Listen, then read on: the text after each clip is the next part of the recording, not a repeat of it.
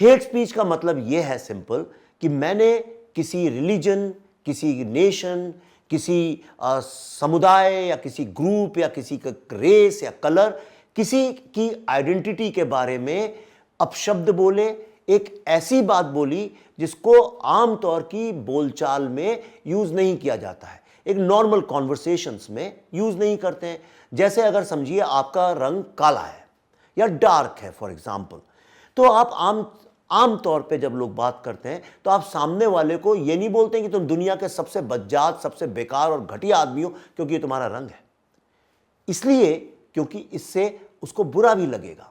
जरूरी नहीं है जिस चीज को आप सत्य मानते हैं वो किसी और के लिए सत्य हो।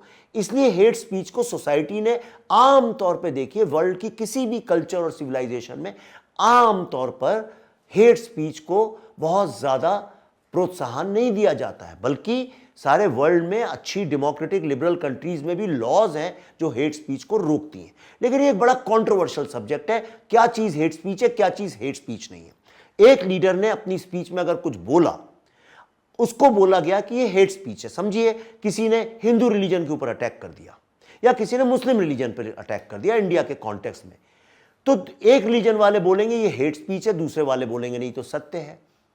अब सवाल यहां पे जो सबसे बड़ा उठता है वो ये है कि अगर एक कम्युनिटी किसी दूसरी कम्युनिटी से किसी बात को लेके बहुत गुस्सा है तो वो करे क्या?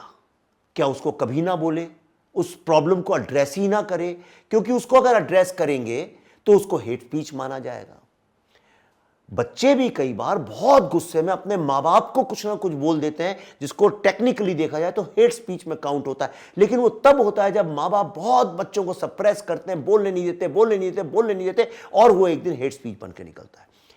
इसलिए मुझे लगता है कभी कभी सोसाइटी में गुंजाइश होनी चाहिए हेट स्पीच की। अगर किसी चीज को, बड़े बड़े साइकोलॉजिस्ट ने इस बात को माना है, वर्ल्ड के जितने भी साइकोलॉजी के स्कूल्स हैं, एवरीबडी हैज अग्रीड कि अगर किसी एक भावना को बहुत ज्यादा सप्रेस कर दिया जाए तो फिर वो बहुत वायलेंट तरीके से इरप्ट होती है। इंडिया में जो ये कम्युनल राइट्स होती हैं उसके पीछे हेट स्पीच भी रहती है, लेकिन सिर्फ हेट स्पीच ही नहीं रहती है। वो ये है क्योंकि दो कम्युनिटीज कभी भी बैठ के एक दूसरे के सामने एक डायलॉग नहीं करती है। जो हमारा गुस्सा है एक दूसरे को लेके, उस गुस्से को हम लोग कभी एक्सप्रेस नहीं करते और एंग्री कंप्लेंट को कई बार हेट स्पीच मान लिया जाता है। अब मुझे ये बताइए, फिर भी लोग ये जानते हैं, सब पढ़े लिखे लोग, ऐसा नहीं कि नहीं जानते, फिर भी हेट स्पीच को क्यों डिस्करेज किया जाता है?